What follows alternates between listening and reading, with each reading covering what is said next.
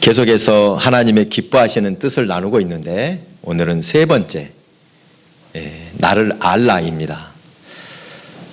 우리가 누군가의 뜻을 내 마음대로 추측하는 것이 얼마나 위험한지 모릅니다. 흔히 익숙해지면은 잘 안다고 생각을 합니다. 하지만 실상은 그 상대방도 모르고 내 자신도 사실은 모릅니다. 남은 몰라도 나는 알 것 같지만 여러분 자신을 잘 알고 계십니까? 나는 내가 잘 알지. 잘 모릅니다, 사실은. 왜 그런가? 우리 속에는 숨겨진 무의식의 세계가 있습니다.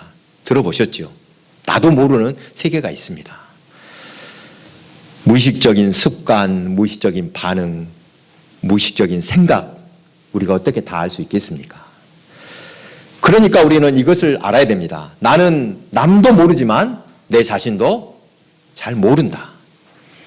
소크라테스가 아주 유명한 말을 했습니다. 나는 내가 아무것도 모른다는 것을 알 뿐이다. 뭐라고요? 나는 나를 안다가 아니라 내가 아무것도 모른다는 것을 알 뿐이다. 가장 정확한 자기 고백의 말입니다. 우리는 하나님을 알기 위해서 오늘 이 시간에 교회에 모여서 예배를 드리고 기도하고 있습니다. 그러나 우리가 아무리 하나님을 알고자 해도 다 알 수도 없고 잘 알기도 쉽지 않다는 것입니다. 우리가 성경을 읽고 또 기도하고 그렇게 예를 쓰는 것 딱 한 가지입니다.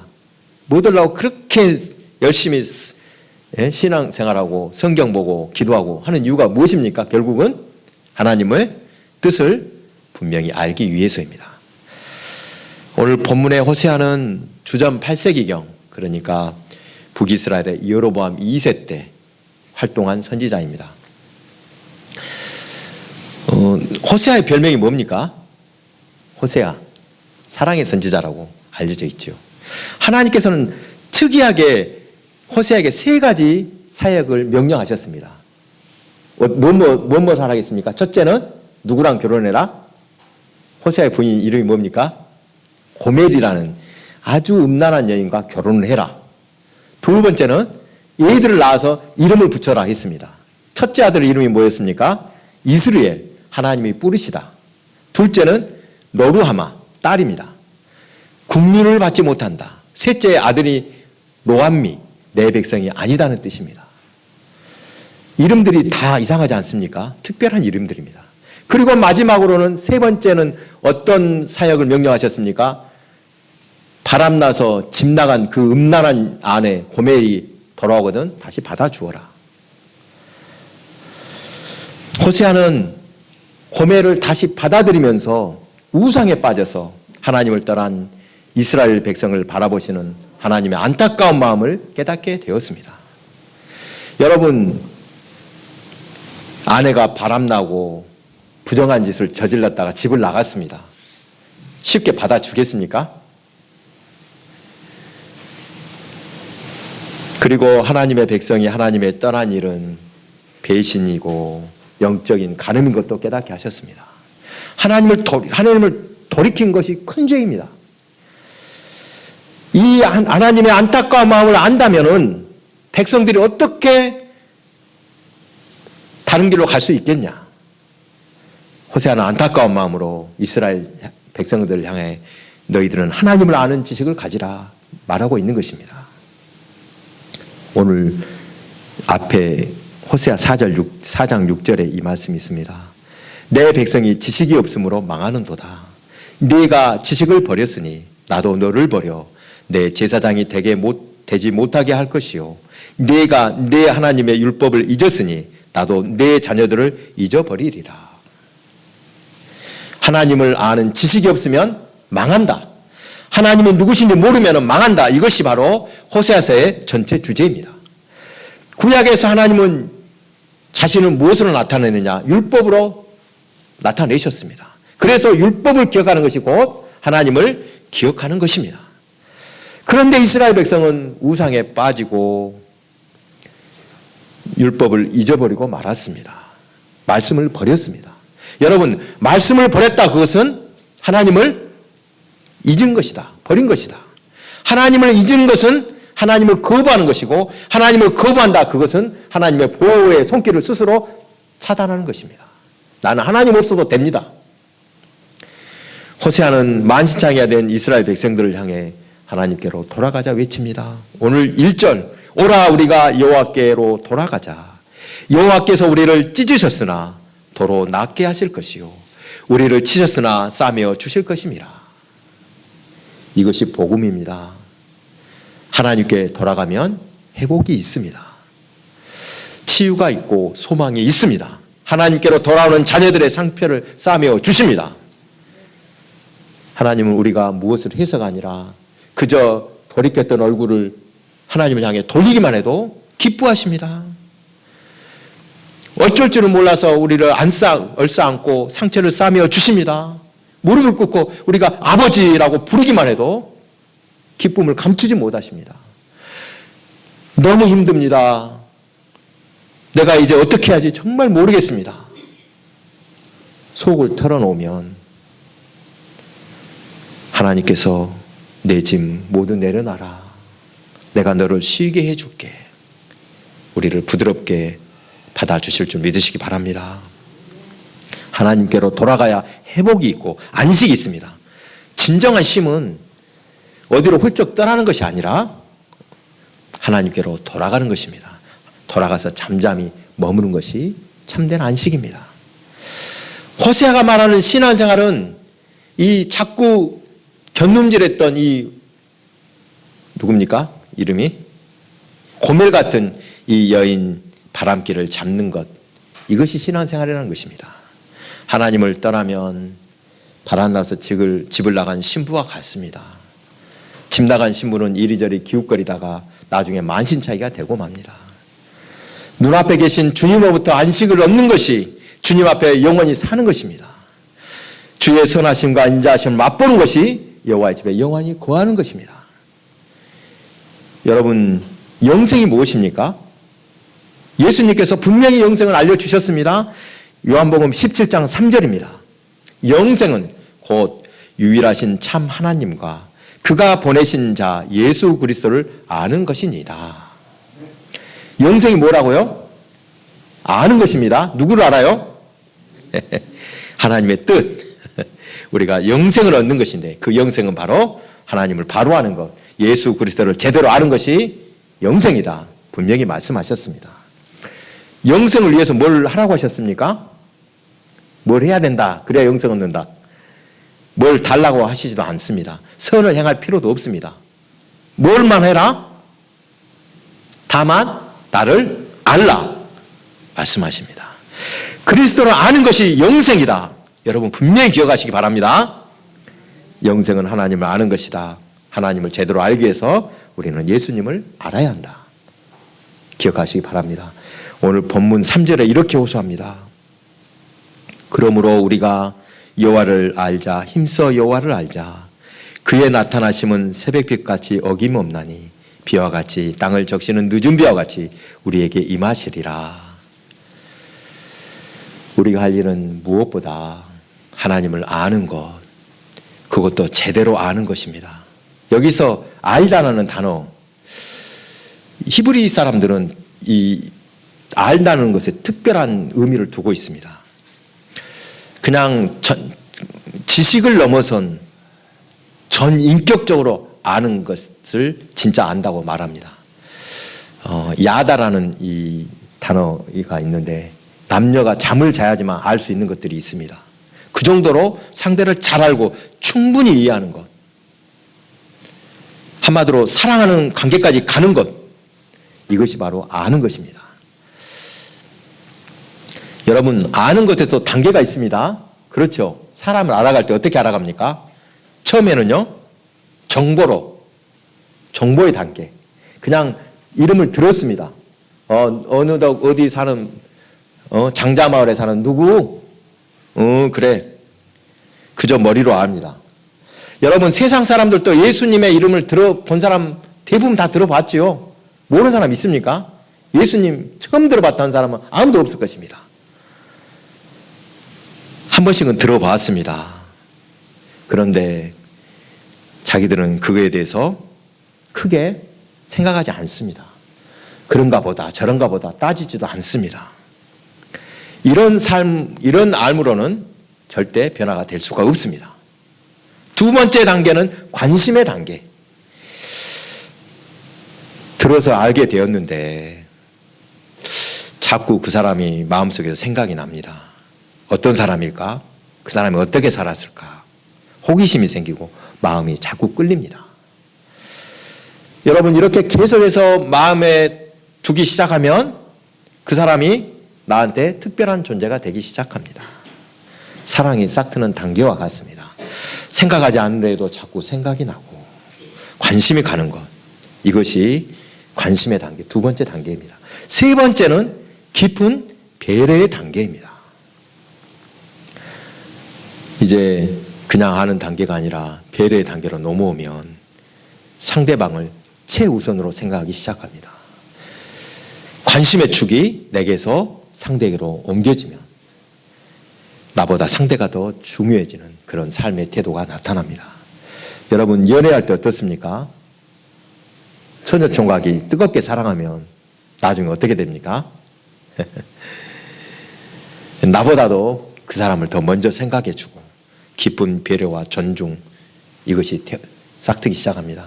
이것이 바로 배려는 곧 사랑의 단계입니다.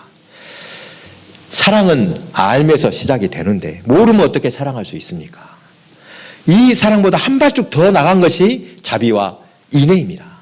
여러분, 히브리어로 헤세드 들어보셨죠? 헤세드가 뭡니까? 이 헤세드는 우리가 방금 말했던 남녀의 사랑을 뛰어넘습니다.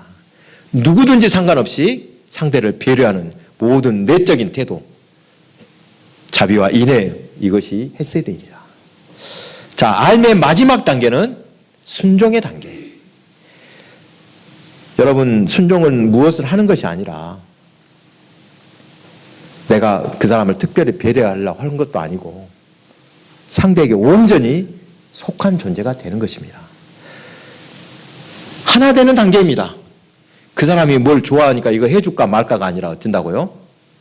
온전히 그 사람에게 속한 관계가 되는 것. 이것이 바로 우리가 알매 완성의 단계, 성숙한 관계의 결론입니다. 내가 그 안에 있고 그가 내 안에 있는 이렇게 하나 된 것, 이것이 바로 순종의 단계입니다. 하나님을 안다는 것도 마찬가지입니다. 오늘날 예수님의 존재를 몰라서 예수 믿지 않는다는 사람 많지 않습니다. 이름은 다 들어봤습니다. 대부분 예수님의 이름을 정도는 알고 들어서 알고 있는데 그러다가 어느 순간 예수님이 궁금해지고 생각이 나고 자꾸 마음에 끌리기 시작하는 관심의 단계에 이릅니다. 그렇게 나보다 그분이 더 중요해지고 그분을 중심으로 인생을 사는 배려의 단계로 넘어가고 또 마지막 이것이 더 성숙해지면 예수님과 내가 하나 되는 순종의 단계로 나아가는 것입니다. 예수님의 내 안에, 내가 예수님 안에서 하나 되는 놀라운 인생이 시작되는 것입니다. 이것이 진정한 성도의 모습인 것을 기억하시기 바랍니다. 성도는 어디까지 올라가야 된다? 예수님이 그냥 안 갚다가 아니라 관심 갖는 단계, 배려하는 단계가 아니라 온전히 순종해서 하나 되는 단계.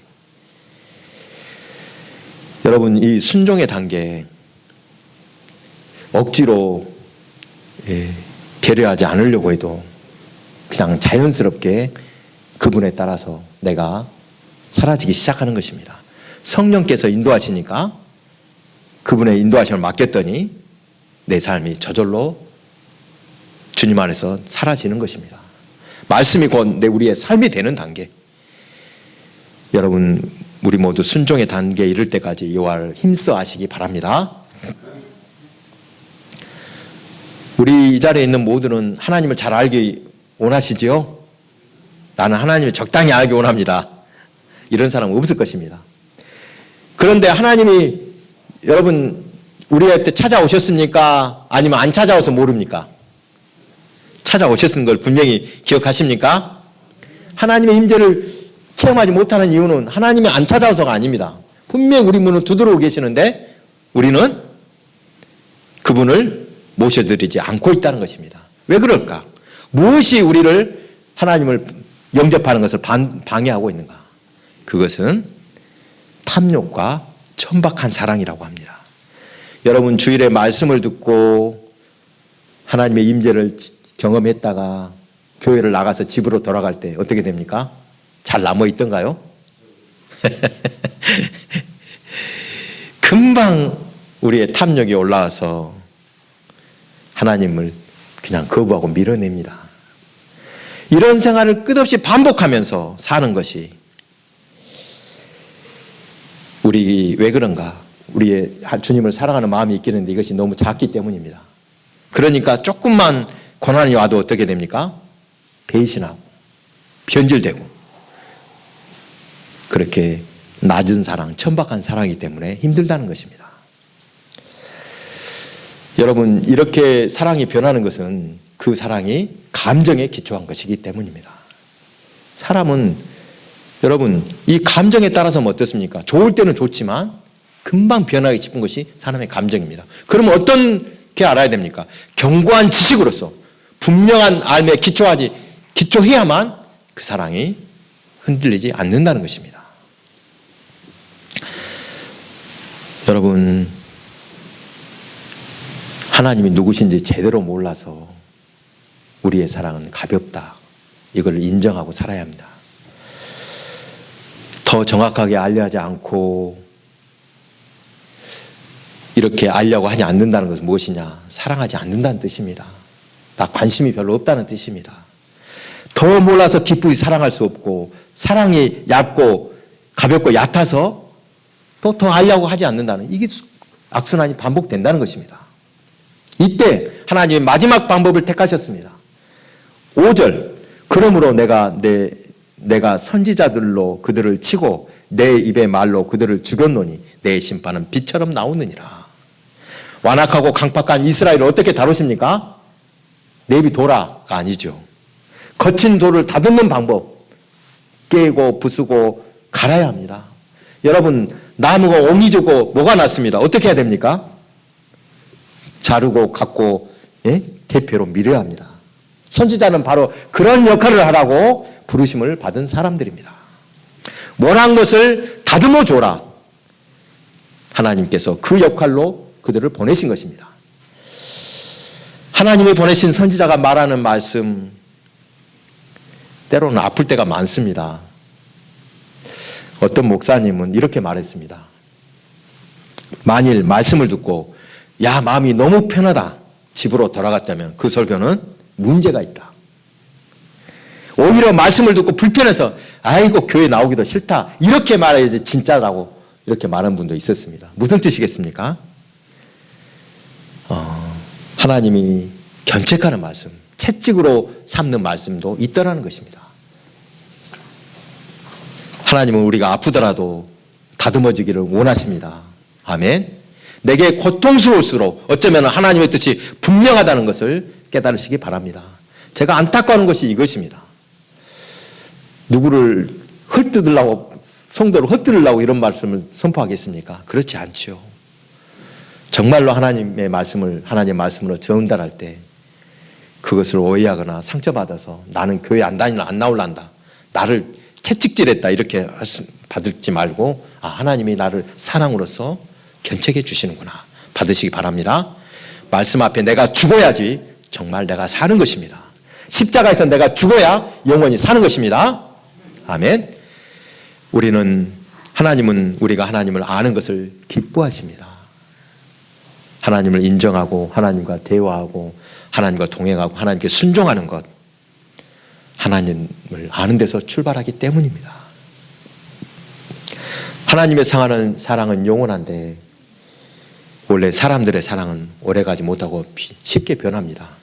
그러나 우리 사랑은 어쩔 수 없이 변할 수밖에 없지만 한 가지 방법 하나님을 알아갈수록 우리 사랑도 깊어지고 흔들리지 않게 된다는 것입니다. 6장 6절 나는 인애를 원하고 제사를 원하지 아니하며 번제보다 하나님 아는 것을 원하노라. 하나님의 분명한 음성을 들으시기 바랍니다. 하나님을 무엇을 원하신다? 인애를 원하신다. 인애가 무엇입니까? 우리 딸 인애. 친절하고 인자하고 자애롭고 자비로운 성품입니다. 하나님 우리가 그런 성품을 갖기를 원하신다는 것입니다. 언제 신앙생활할 때 하나님께서 예물을 많이 갖고 와라. 이스라엘 백성들에게 광야에서 너희들 이렇게 뭘 바쳐야지 내가 너희들 백성 삼겠다 하신 적이 없다는 것입니다. 예배보다 예물보다 먼저 할 일은 하나님을 아는 것이다. 그분이 무엇을 좋아하시고 왜 내게 동행하자고 하시며 왜 나 같은 사람을 사용하시를 원하시는지 먼저 알아야 합니다. 호세아 선지자와 같은 시대를 살았던 미가 선지자가 더욱 직설적으로 분명히 말씀했습니다. 미가 6장 6절에서 8절 말씀. 내가 무엇을 가지고 여호와 앞에 나아가며 높으신 하나님께 경배할까? 내가 번제물로 1년 된 송아지를 가지고 그 앞에 나아갈까? 여호와께서 천천의 순양이나 만만의 강물 같은 기름을 기뻐하실까? 내 허물을 위하여 내 마다들을 내 영혼의 죄로 말미암아 내 몸에 열매를 드릴까? 사람아 주께서 선한 것이 무엇임을 내게 보이셨나니 여호와께서 내게 구하시는 것은 오직 정의를 행하며 인자를 사랑하며 겸손하게 내 하나님과 함께 행하는 것이 아니냐. 아멘. 하나님의 관심은 우리가 변화되어 하나님의 성품을 갖는 것입니다. 헌금 많이 하고 헌신 봉사 많이 하더라도 인격이 변하지 않는다면 하나님이 원하시는 모습이 아닙니다. 여러분 이걸 알아야 됩니다. 하나님은 이스라엘 백성들을 애굽에서 불러내실 때 번제와 희생, 제물을 명령하시고 먼저 그런 것들을 받으시는 것이 아닙니다. 너희들 이렇게 제사 지내야지 내가 너희들 백성 삼는다가 아닙니다. 어떻게 하셨습니까? 나를 알라. 내 목소리를 들으라. 하나님을 알면 너희가 내 백성이 되겠고 내가 너희의 하나님이 되겠다고 약속하셨습니다. 어떻게 해야 된다고요? 나를 알라. 내 목소리 청종하여 들으라. 그러면 너희는 내 백성이 되고 내가 너희의 하나님이 되겠다. 약속해 주셨습니다. 하나님께서 거룩하라, 돌이키라 하셨고 또 나를 알라 오늘 말씀하셨습니다. 여러분 거룩하다는 것도 내 안에 있는 내적인 태도에서부터 비롯됩니다. 그렇죠. 돌이키는 것도 어때요? 내 안에 중심이 이동이 돼야 됩니다. 아는 것 또한 내 안에서 일어난 새로운 이해와 깨달음입니다. 이 모든 것이 우리 안에서 일어나야 하며 우리 안에서 일어난 변화는 반드시 우리의 삶을 변화시킵니다. 여러분 그렇다고 우리가 이 행동을 바꿔야 한다는 것에 너무 강박관념 가질 필요는 없습니다. 이거 어떡하냐. 나는 생전 안 변하는데. 또 저 사람은 저렇게 잘하는데. 시기와 경쟁심 이런 것도 하나님께서 온 것이 아닙니다. 하나님을 알아가는 일 막 서둔다고 될 일도 아닙니다. 공부해서 배우면 하나님 쉽게 알아집니까? 착한 일 많이 하면 되는 일도 아닙니다. 어떻게 합니까? 내 안에 가득한 내 생각 대신에 하나님의 말씀을 묵상하면서 내 생각을 몰아내고 내 고집을 꺾고 말씀에 순종하는 것, 거기서부터 시작이 됩니다. 내가 기꺼이 대가를 치르기로 결단할 때 되는 것입니다. 오늘 말씀을 통해 그동안 우리 가족과 주위 사람들에게 나는 얼마나 관심을 갖고 그 사람들을 알려고 노력했는지 한번 돌아보시기 바랍니다. 이게 또 우리에게 필요합니다. 하나님이 우리에게 붙여진 사람들 더 많이 알기 위해 더 깊이 사랑하기 위해 그들을 알려고 하지 않았던 모습 우리도 이것도 반성해야 됩니다. 또 안다는 것은 기꺼이 희생하는 일이고 기꺼이 대가를 치르는 일 기억하시기 바랍니다. 쉽게 얻어지는 건 사실 없습니다. 아무것도 안 하고 공짜로 어떻게 얻겠습니까? 알아가는 과정, 시간이 걸린다. 그만큼 인내해야 된다. 이것도 기억하시기 바랍니다. 하루아침에 쉽게 안 됩니다. 예수님은 하나님을 알려주시기 위해 이 땅에 오셔서 우리에게 많은 기적을 베풀어 주시고 말씀을 가르치시고 복음을 선포하셨습니다. 예수님이 알려주신 이것을 알기에 우리는 믿습니다. 여러분 잘 생각해 보십시오. 여러분, 아니까 믿습니까? 믿으니까 알아집니까? 알아서 믿습니까? 믿으니까 알아졌습니까? 어때요? 나 다 알고 믿어요, 나는. 모르면 안 믿어줘. 사실은 그렇죠. 믿고 그 믿음으로 반응하니까 점점 더 알아가는 것입니다. 하나님을 알기 위해 더욱 사랑하며 헌신하는 저와 여러분의 삶이 되시기 바랍니다.